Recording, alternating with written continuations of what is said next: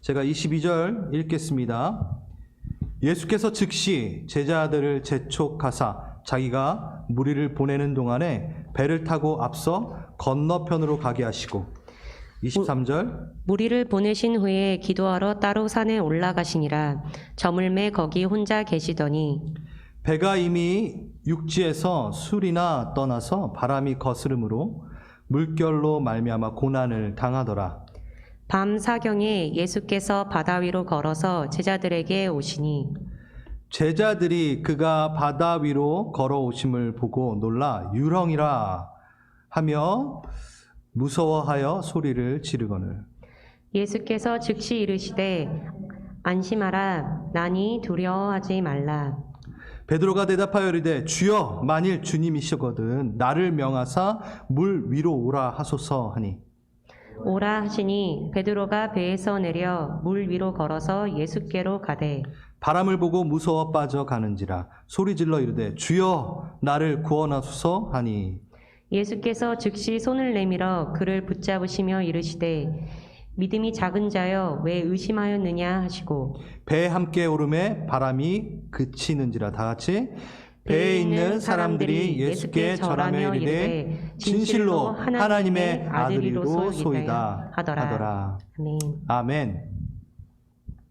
예, 갈릴리 호수의 악명 높은 풍랑 가운데 펼쳐지는 사건은 지금 우리가 읽는 부분이 처음은 아니죠. 이미 우리가 마태복음 8장에서 설교 제목은 예수님과 한 배를 탄 사람이라는 그 내용으로 마태복음 8장에서 그 풍랑을 잔잔케 하시는 예수님을 만나 보았습니다. 오늘은 그때와 다르게 새롭게 전개되는 이야기입니다. 예수님이 바다 위를 걸으시고요. 그 폭풍 속에서 예수님이 그들에게 다가가십니다. 그리고 제자 베드로는 예수님을 바라보고 바다 위를 또 걷게 됩니다. 이것은 예수님은 자신과 함께 우리 제자들이 승리의 행진을 이 사망이라는 바다 위를 함께 걷자라는 초청의 이야기입니다. 그래서 저번 주와 좀 연결이 되죠. 오병이어의 새로운 관점으로 보는 것도 참여함, 제자도에 대한 부분을 우리가 좀 얘기했었죠. 오늘은 한 절 한 절 주님께서 우리에게 던지시는 메시지가 좀 분명하기에 한 절 한 절 끊어가면서 좀 보기를 원합니다. 먼저 22절 예수께서 즉시 제자들을 재촉하사 자기가 무리를 보내는 동안에 배를 타고 앞서 건너편으로 가게 하시고 저번 주에 좀 이미 나눴기 때문에 이해가 이미 되어 계셨을 것입니다. 오병이어의 기적을 경험한 무리들의 열망 속에서 제자들이 느끼는 유혹이 있었을 것입니다. 어떤 유혹이었죠? 요한복음 6장 14절 15절 제가 읽어보겠습니다. 사람들이 예수께서 행하신 이 표적을 보고 말하되 이는 참으로 세상에 오실 그 선지자라 하더라. 그러므로 예수께서 그들이 와서 자기를 억지로 붙들어 임금으로 삼으려는 줄 아시고 혼자 산으로 떠나 가시니라. 이게 왜 뭐가 문제가 되나요?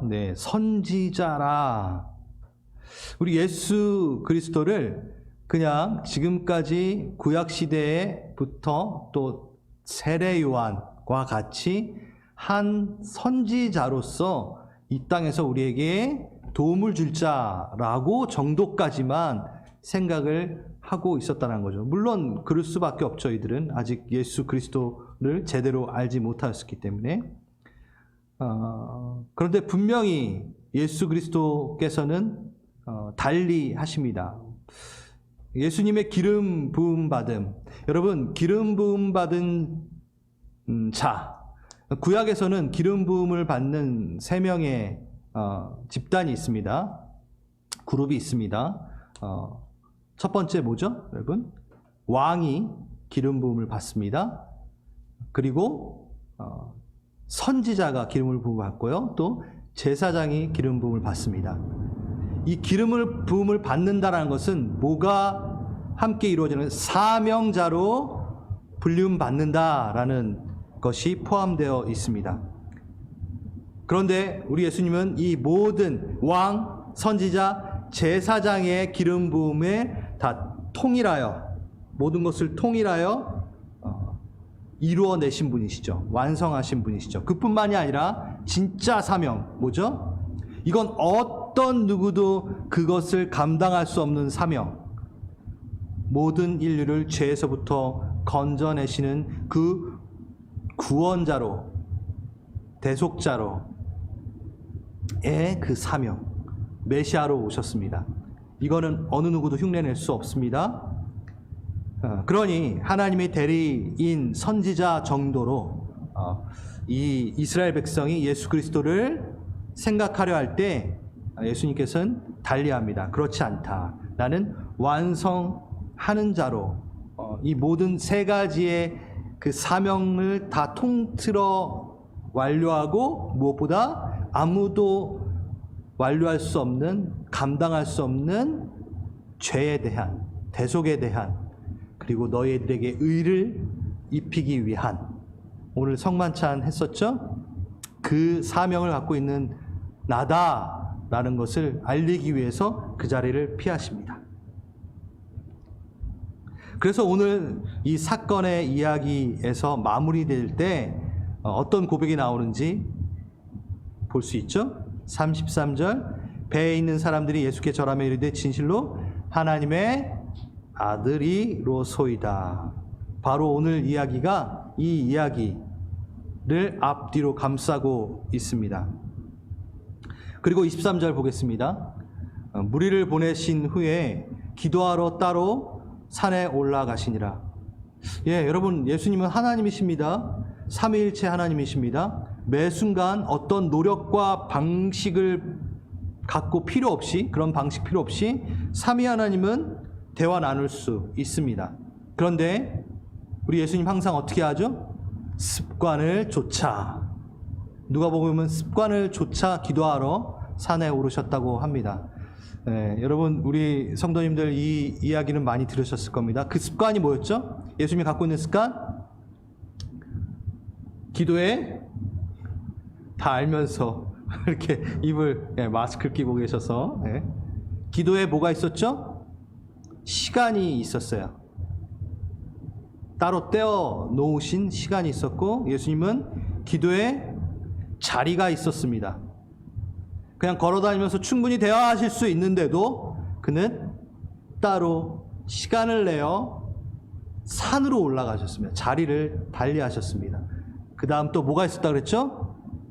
기도의 제목이 있었어요. 주님과 대화할 거리, 하나님과 대화할 거리들이 있었어요. 공유하고 있는 이야기들이 있었어요. 그게 바로 습관이었습니다. 예수님의 습관. 여러분들은 갖고 계십니까? 우리 예수 닮기를, 예수님 닮고 싶다 하면서 우리는 그 기적을 베푸는 거를 닮고 싶어 합니다. 손 내밀어서 막 병자 고치고 엄청난 눈에 보이는 어떠한 일들을 담고 싶어 하죠. 네, 그의 성품을 또 담고 싶어 합니다. 그런데 그게 어디로 오는지 여러분 잘 보십시오. 기도에서 옵니다. 우리가 예수님을 닮겠다고 하면서 예수님의 기도의 삶을 담지 않는다면 어폐가 있는 겁니다. 여러분, 기적들 앞뒤를 보면요, 항상 예수님의 기도의 자리가 있었고 기도의 시간이 있었다라는 것. 예수님은요, 본을 보이시면서 하나님과 어떻게 교제하는지 이렇게 기도를 통해 가르쳐 주셨고, 또 나를 닮으려면 어떻게 해야 된다? 기도하면 나를 닮는다. 왜? 내가 기도했으니까. 동일한 걸 하니까 너 날 닮을 수 있어 라고 보여주시는 거예요. 하나님이시지만 본을 보이시기 위해서. 우리 그렇게 합시다. 아멘. 24절, 27절 보겠습니다. 배가 이미 육지에서 술이나 떠나 바람이 거슴으로 물결로 인하여 고난을 당합니다. 밤 사경에 바다 위로 걸어서 제자들에게 옵니다. 제자들이 바다 위를 걸어오심을 보고 놀라 유령이다 라고 무서워 소리를 지릅니다. 그때 즉시 예수님은 안심하라, 나니 두려워 말라 라고 이야기하십니다. 여러분, 밤 사경이라고 하는 건요, 새벽 3시에서 5시 사이를 이야기합니다. 바람이 세차게 몰아치는, 그래서 파도가 심하게 치고 있고요. 우리는 다 알고 읽고 있기 때문에 놀라지 않았죠. 무섭지 않았죠. 근데 만약에 우리가 그 자리에 있었다면 새벽 3시, 5시에 배에 가는데 바람 막 흐르는데 누가 걸어와요? 유령이다 라고 소리 지를 수밖에 없겠죠. 우리도 그 자리에 있었으면 한 소리 했을 겁니다. 뭐 이렇게. 그리고 어떻게 하고 있었다 그러죠? 고난당하고 있었다. 고난 가운데 있었어요. 제자들이 스스로 의도한 고난은 아닙니다. 명을 따라 배에 올랐기 때문이죠. 그렇다고 예수님이 풍랑을 일부러 막 주시고 고난을 막 일부러 주셨다라고 생각하면 또 안 돼요, 여러분. 악을 선으로 돌리시는 분이에요. 어떤 처해진 그 상황을 예수 그리스도, 하나님의 그 개념으로, 방법으로 이렇게 상황을 엎으시는, 악을 선으로 돌리시는, 망가진 것을 회복하시는 그 역할이 바로 예수님이십니다. 그래서 그 상황을 사용은 하십니다. 하지만 이 고난과 이 풍랑이 예수님이 심술구 주셔서 우리에게 주셨다라고 할 수는 없습니다. 성경에서 그렇게 지금 이야기하고 있지는 않죠. 왜냐하면 8장, 마태복음 8장에서도 보면 풍랑을 잠잠케 하시는 또 우리 예수님을 볼 수 있었죠. 네, 이 부분이 지금 뭐 그렇게 중요한 건 아니고, 지금 고난당하고 있다라는데 이 단어가 그냥 고난 정도겠다라고 생각하시면 오산입니다. 이 원어를 보면요, 이 원어의 뜻이 아이를 해산할 때 겪는 고통, 상고래요. 주의 말씀을 따라가다가 산고를 겪습니다. 네, 보통 고난이 아닙니다. 그런데 그때 즉시 안심하라, 내니 두려워 말라. 이 즉시도 유디스라는 헬라어 단어인데요, 이 즉시가요, 곧은, 똑바른, 평평한. 그래서 이 단어를 어떻게 쓰냐면 3장 3절에는 강에 외치는 소리가 있어 가로되 너희는 주의 길을 예비하라, 그의 첩경을 평탄케 하라 하였느니라. 이때 평탄케 한다, 굽은 길을 곧게 한다라고 하는 단어랑 똑같아요. 즉시라는 이 단어가. 그리고 베드로후서 2장 15절에도 저희가 바른 길을 떠나 미혹하, 그러니까 바르다, 곧다, 평탄하다, 쭉 뻗어 있다, 이런 뜻입니다. 자, 지금 이 얘기를 왜 하냐면 우리가 고난 가운데 있을 때 우리는 스스로 해결 방법을 찾아봅니다. 내가 좀 더 큰 배를 탈 걸, 후회도 하고, 좀 큰 배가 와서 나를 도와줬으면 좋겠어. 또 하나, 이미 마태복음 8장에 이들이 경험이 있기 때문에 어떤 생각을 할까요? 예수님이 우리 배에 타고 계시고 풍랑을 잠잠케 하시면 될 텐데, 뭐 나쁜 생각은 아니죠, 그렇죠? 그 생각을 충분히 했을 것입니다. 그런데 즉시 예수님의 방법이 새롭게 등장합니다. 전혀 다른 방법. 마태복음 8장의 방법이 아니에요. 예수님은 배에 이미 없으시고, 그리고 바로 풍랑을 잠잠케 하시지 않는 방법을 오늘 택하십니다. 이전과 전혀 다른 방법. 하나님의 평탄함, 예수 그리스도의 길을 곧게 하는 것. 우리는 요렇게 하면 길이 곧아질 거야, 요 방법으로 하면은 평탄해질 거야 라고 하는 그 생각을 하고 있을 텐데, 예수님이 그 생각을 완전히 뒤엎으십니다. 전혀 다른 방법으로, 감히 상상할 수 없는 방법으로 새 일을 행하시는, 그리고 해결하시는 예수님. 이건요, 우리 생각 안에 예수님을 가두지 말자라는 것입니다. 우리는 경험이 훈장이라고도 얘기하죠. 경험이 스승이라고 얘기하죠. 네, 뭐 경험이 나쁘다는 얘기는 아닙니다. 하지만 그냥 이전에 했던 동일한 것이 나를 살릴 것이라고 생각 안 하셨으면 좋겠어요. 내가 상상치도 못할 새로운 방법으로 예수님은 나를 이끄실 거라는 기대도 좀 갖고 계셨으면 좋겠습니다. 아멘. 네, 28절 29절 베드로가 대답하여 이르되 주여 만일 주님이시거든 나를 명하사 물 위로 오라 하소서. 오라 하시니 베드로가 배에서 내려 물 위로 걸어서 예수께 가. 베드로가 배에서 내려 물 위를 걷습니다. 물론 곧 베드로는 물에 빠지게 됩니다. 이 결과를 보고 우리 미리 다 알고 있으니까 이 결과를 보고 베드로가 배에서 내리는 결단을 뭐 대단하지 않다라고 무시할 수는 없습니다. 이게 엄청난 결단입니다. 누가 이런 결단을 할 수 있을까요? 대단합니다. 왜냐하면 우리는 베드로만큼 하지도 못합니다. 그렇죠? 고난이 닥쳤을 때 대부분 우리가 하는 것은 뭘까요? 외부적인 환경만을 보고 문제만을 바라본 채 지금 제가 처한 환경을 바꿔주세요 라고 이야기하겠죠. 그러니까 환경을 바꿔달라고 우린 대부분 기도를 하겠죠.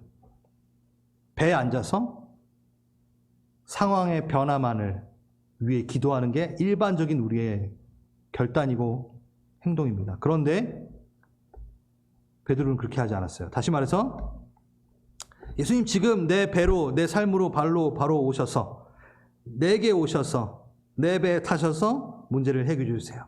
아니면 8장에서처럼 풍랑이 잠잠해지고 그 다음에 내가 바다가 육지가 이제 땅이 되면 바다가 육지라면 갑자기 이 노래 아세요?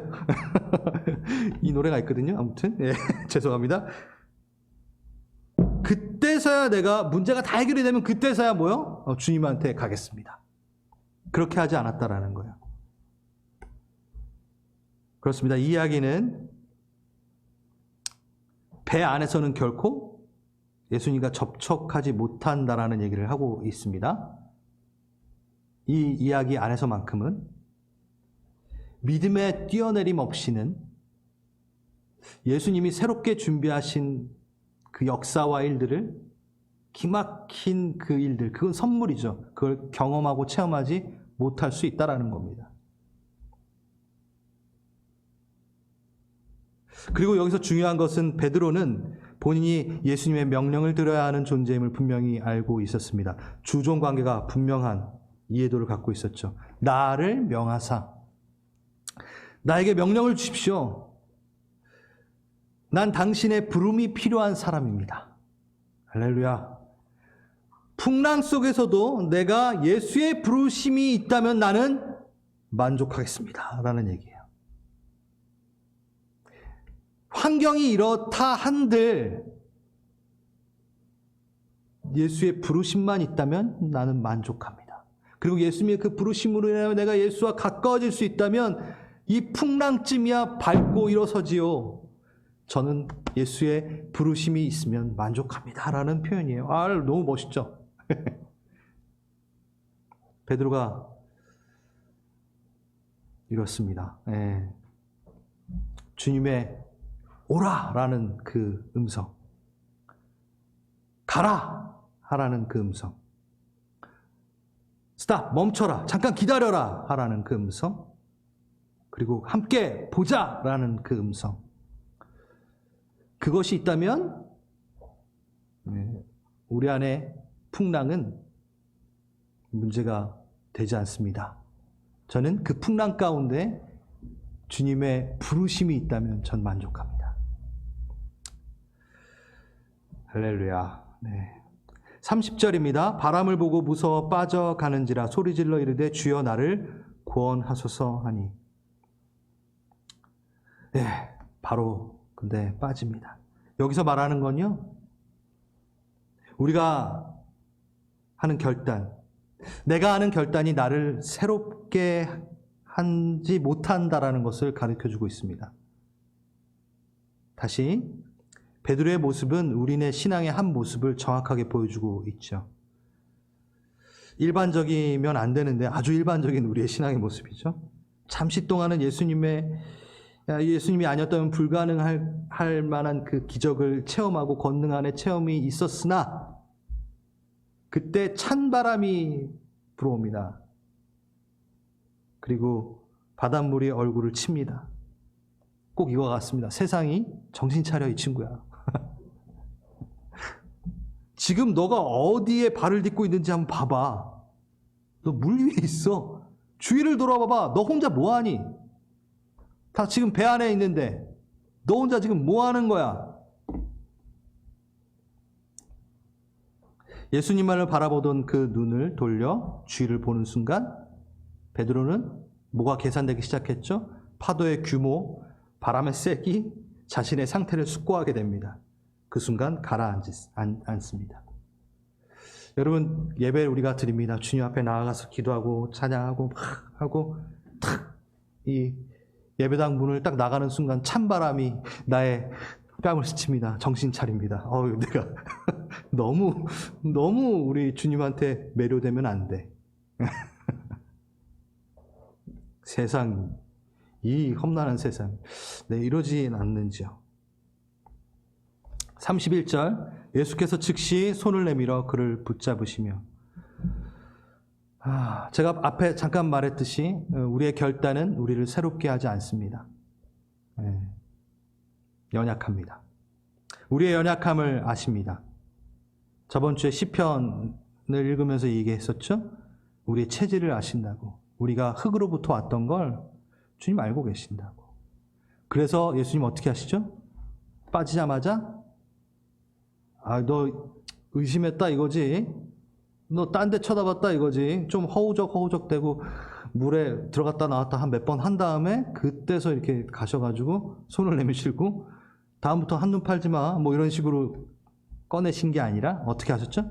즉시. 조금 거리가 있었겠죠. 어떻게 했을까요? 예수님 달려갔을 겁니다. 베드로가 빠지자마자 한번 당해봐 이 녀석, 이게 아니라 달려가셔서 손을 내미시고 끌어올리시는데 뭐 어떻게 하셨겠죠? 조금 부축도 하시고 안 하셨겠죠. 우리는 결단을 하고 다짐을 합니다. 그렇지만 나를 새롭게 하고 나를 주의 형상으로 변화시키는 것은 내 결심과 내 결단 때문이 아니라 주님과 같이 물 위를 걷는 신앙은 하나님의 신실함이 있기 때문에 가능한 겁니다. 나의 결단은 너무 쉽게 무너집니다. 그래서 바울은 그랬죠. 사망의 몸에서 누가 나를 건져내랴. 너무 힘들어요. 결단을 해도 넘어지고 결단을 또 해도 넘어집니다. 이런 나에게 오라 하십니다. 새 사람을 입으라. 그리스도로 옷 입으라. 내가 거룩하니 너희도 거룩하라. 여러분, 이 명령이 어떠세요? 그걸 듣고 그 말에 그냥 주저앉을 수 없죠? 다시 겸손하게 일어납니다. 다시 새롭게 시작해서 큐티도 해봅니다. 성경 공부도 합니다. 집회에도 참석하고 기도도 하고 기도도 다시 한번 열심히 해보고 찬양 드리고 예배도 그냥 앉아서 보는 게 아니라 예배를 드립니다. 여러분 혹시 지금 예배를 보고 있습니까? 아니면 드리고 계십니까? 아무튼 그 마음으로 다시 한번 결단했습니다. 여러분 변화라는 그 마음 너무 고맙습니다. 그런데 우리는 압니다. 우린 또 넘어집니다. 주님은 더 잘합니다. 우린 또 넘어집니다. 물에 빠집니다. 실패한다는 것이죠. 그렇다면 이제 포기할 것인가? 더 이상 결단은 무의미한 것인가? 결단하고 넘어져. 이제 결단 안 해도 될 것 같아. 아니요, 포기하지 못합니다. 그런데 이걸 잘 들어주세요. 하지만 이제 포기를 못하는 것은 다시 내가 결단하는 이유는 이제 다시 나는 할 수 있어 라는 나의 의지력 때문이 아닙니다. 또 언젠간 될 거야. 내가 언젠간 되겠지. 나에 대한 변화의 가능성 때문에 다시 결단하는 게 아닙니다. 오로지 하나님의 신실함 때문에 우린 다시 결단합니다. 우리가 결단하는 이유는 우리가 주님의 자녀이기 때문에 결단하는 겁니다.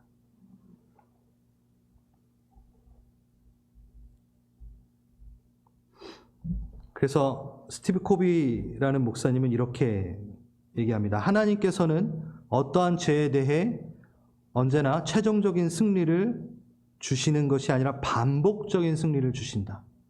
이걸 제가 좀 다시 한번 풀었을 때 어떻게 했으면 좋겠냐면, 예수님은 최종적인 승리를 이루셨습니다. 그렇죠. 그리고 그걸 우리에게 분명히 주셨어요.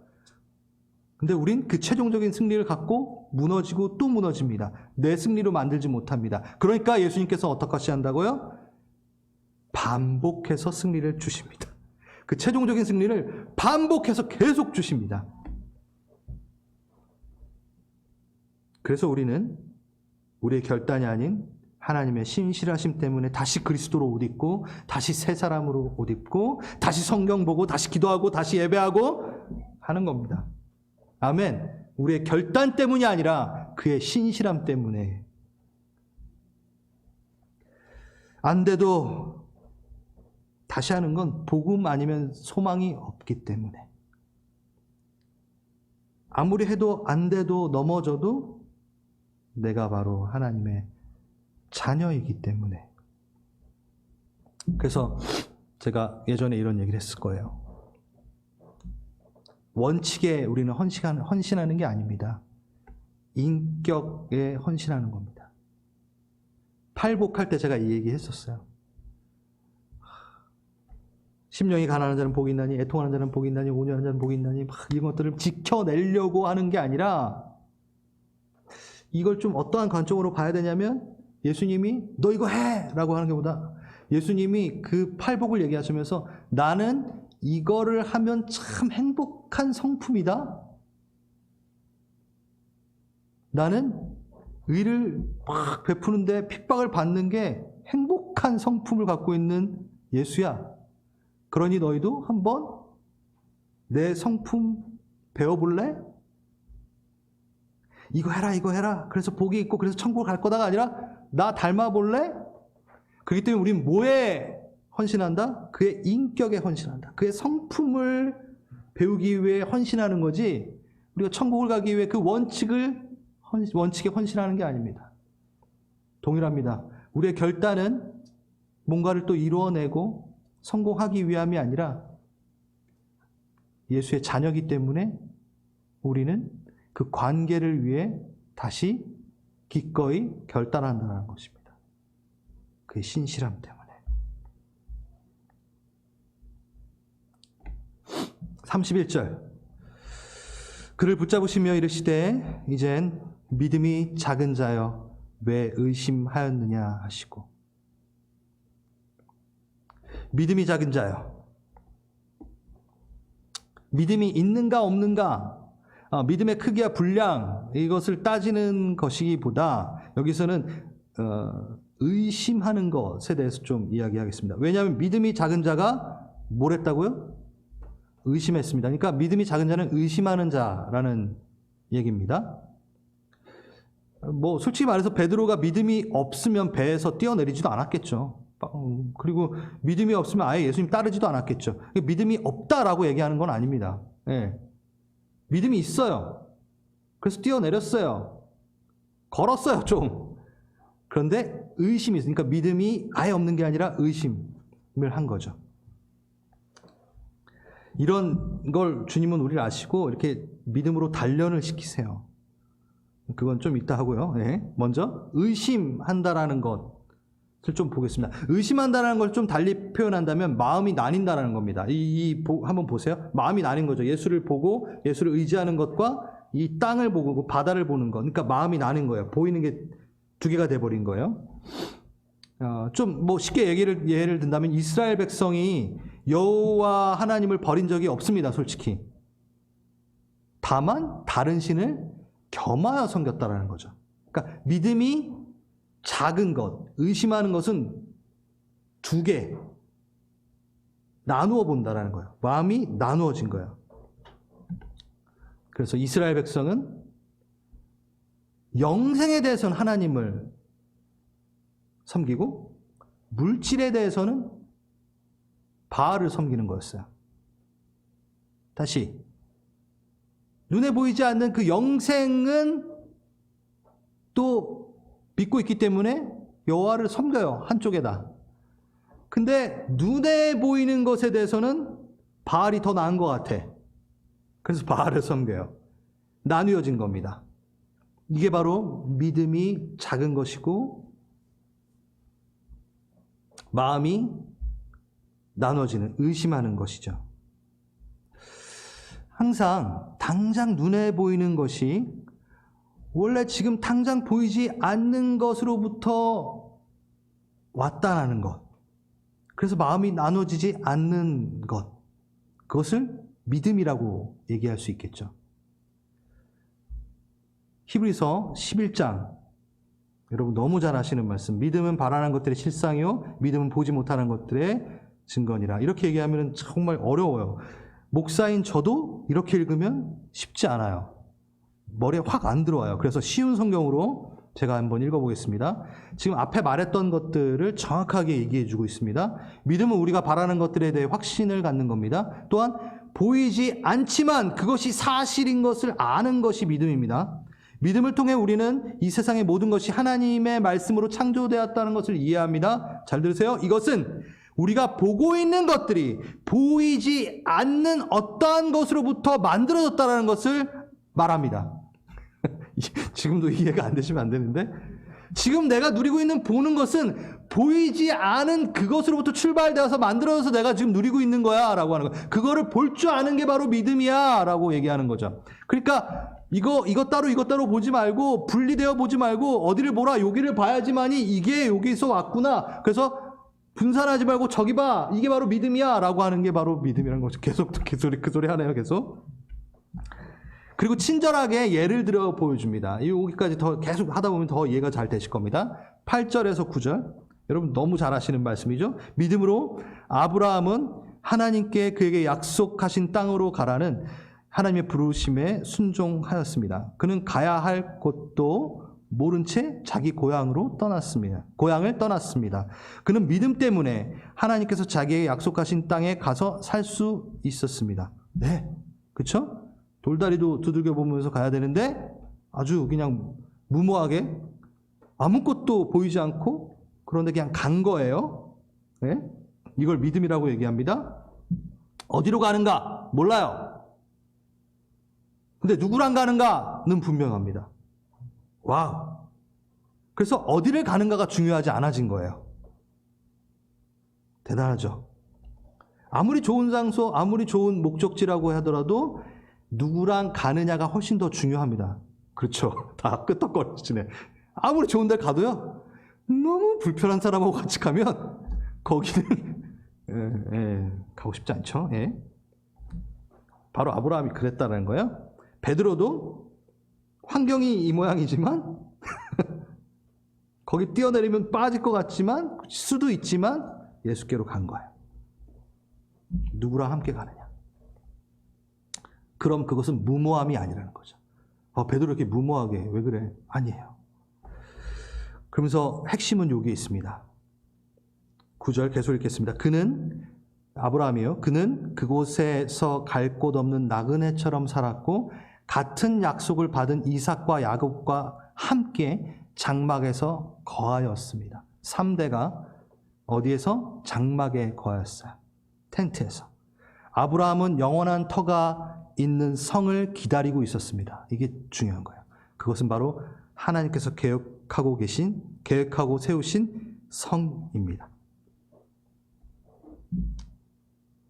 장막에 거했어요. 텐트에 있었어요. 텐트 치고 지냈어요. 3대가. 이게 믿음이래요. 이게 믿음이래요.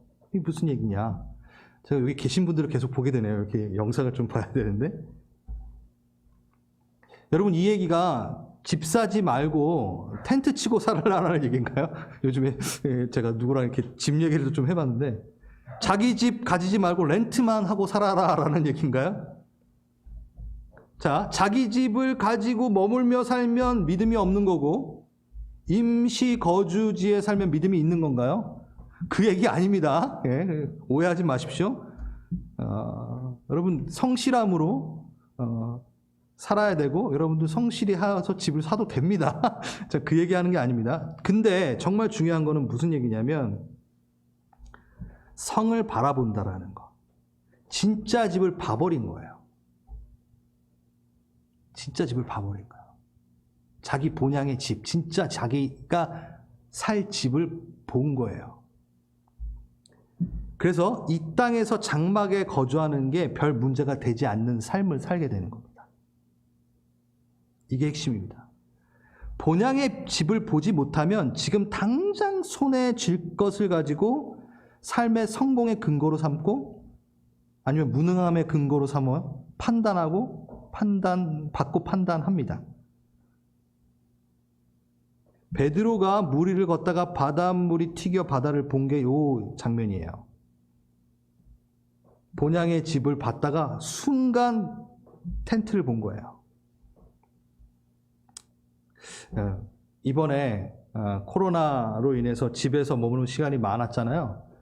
그래서 여름 때 그렇게 정말 제가 좋아하는 캠핑을 가지 못한 채 저희 뒷마당이 아주 조그마지만 거기에다 텐트를 쳤습니다. 진짜 실제로 우리 따님들이 너무 원하셔가지고 그래서 뒷마당에 텐트를 치고 우리 하은이랑 하엘이랑 뒤에서 이제 놀았죠.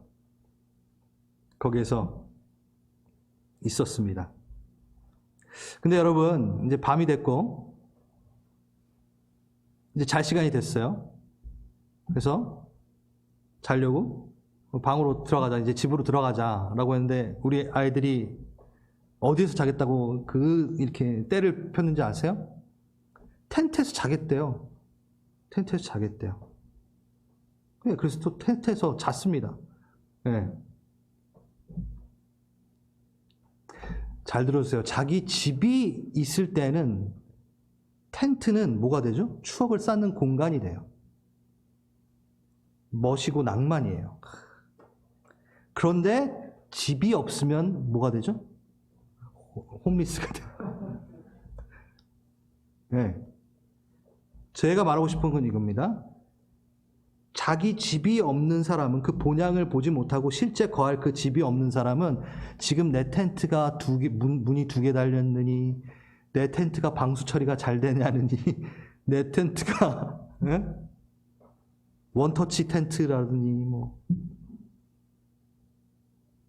그 텐트에 목숨을 걸죠. 본향의 나의 집, 하나님과 누리게 될 그 성이 있는 자는 여유가 있습니다. 낭만이 있습니다. 어떠한 환경 가운데서도 그 텐트에서도 뭘 누리냐면 주님과의 추억을 쌓는 공간으로 인식합니다. 뭐가 있는 사람? 본향의 집. 하나님과 함께 거할 성이 있는 것을 본 사람. 그게 바로 믿음이라는 거죠. 그래서 당당합니다. 자신감이 있습니다. 자신감이라고 하면 예수감이 있습니다. 감이 느낄 감이거든요. 그러니까 자기가 뭐든지 할 수 있다라는 것을 느끼는 게 자신감이기 때문에 예수님이 있으면 뭐든지 된다라는 감이 있는 게 예수감이겠죠. 예, 제가 지금 만든 얘기인데 예수감이 있습니다. 여러분, 믿음이 없는 자여 왜 의심하느냐? 왜 마음이 나뉘어지느냐? 예, 풍랑 가운데, 바다 한가운데 어떠한 환경이라도 주님과 추억을 쌓는 공간으로 바뀌어져 버립니다. 뭘 봤을 때? 우리의 부활을 봤을 때, 그 본향의 나의 집을 봤을 때, 그게 바로 믿음이라는 거죠. 그렇기 때문에 지금 어떠한 상황 가운데서 나의 처함은 주님과 추억을 쌓는 공간과 시간이 돼버리는 엄청난 기적이 일어나는 거죠. 여러분, 집 사지 말고 텐트에서 살라는 얘기 아닙니다. 다시. 여러분은 그 본향의 집을 보고 계시냐는 거죠. 우리가 그 본향의 집을 봤냐라는 거죠. 그래서 그 텐트 때문에 막 마음 아파하고 교만해지고 그러진 않는지. 자, 실패를 많이 했던 우리 베드로가 쓴 베드로 전서에 이런 얘기가 있습니다. 넘어졌어요. 많이 넘어졌어요. 그런데 주님의 신실함으로 일어납니다. 그리고 이 얘기를 합니다. 그러므로 기뻐하십시오. 1장 6절 7절. 눈앞에 있는 여러 가지 어려움으로 인하여 지금 당장은 힘들고 괴롭겠지만 이 시험은 여러분의 믿음이 얼마나 강하고 순수한지 알아보기 위한 것일 뿐입니다. 순수한 믿음은 금보다 훨씬 귀합니다. 눈에 보이는 거? 금은 불에 의해 단련되기는 하지만 시간이 지나면 닳아 없어진다. 하지만 여러분의 순수한 믿음은 예수 그리스도께서 다시 오실 그날에 칭찬과 영광과 존귀를 가져다 줄 것입니다. 아멘. 오늘 이 이야기는요, 바로 이 이야기인 것 같습니다. 저는 그렇게 묵상했습니다. 믿음의 단련됨에 힌트를 우리에게 주는 것 같아요. 무엇을 봐야 되느냐에 대한 부분에 우리에게 깨달음을 줍니다. 정리를 해봅니다. 무리를 걷습니다. 결단하여 바다 위로 발을 내딛었습니다. 하지만 우리의 결단은 무너지고 금방 넘어지고 빠져버립니다. 하지만 우리의 결단이 아닌 하나님의 신실함 때문에 우리는 다시 믿음의 여정을 걸을 수 있게 됩니다. 포기하지 마십시오. 이것은 믿음이 단련되는 과정의 일부분일 것입니다. 믿음이 단련되는 과정 가운데 끊임없이 사람들은 너는 무슨 텐트를 가지고 있느냐라고 보고 판단할 것입니다. 나의 정체성, 나의 가치, 나의 수준을 자신의 수준의 잣대로 보면서 가늠하며 판단할 것입니다. 그래서 또 저도 속습니다. 그래서 그걸로 저를 또 가늠합니다. 그래서 실망하고 열등감 빠지고 또 주님에게 시선을 두지 않고 그것에 텐트에 뺏겨 또 물에 빠집니다. 아이고. 그래서 믿음이 없는 자여, 왜 의심하느냐? 왜 마음이 나누어지느냐라고 또 얘기하십니다. 하지만 나의 본향 하나님과 함께하는 영원한 성을 본 자는 이 믿음의 단련 과정인 풍랑 가운데, 바다 한가운데 어떠한 환경이라도 주님과 추억을 쌓는 공간으로 만들어냅니다.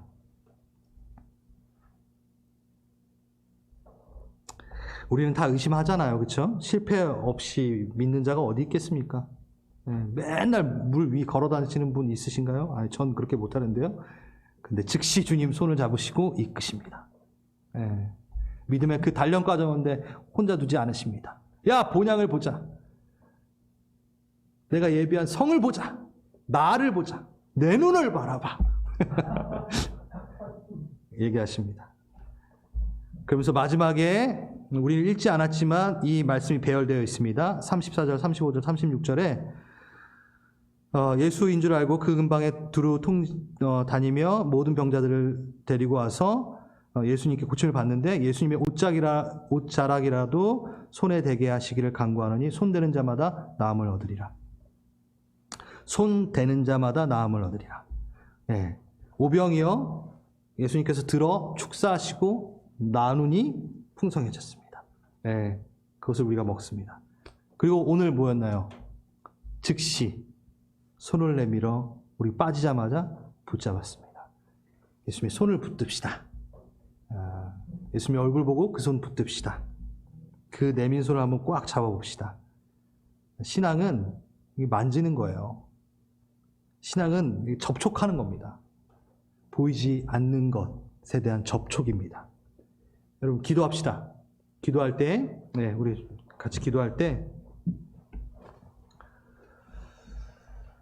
좀 이 기도를 했으면 좋겠습니다. 우리 리플렉션 되어 있는데 우리 모든 상황 속에서 우리 기도하면서 이 찬양을 좀 부를 텐데, 주님, 내가 주를 향한 결단을 쉬었습니까?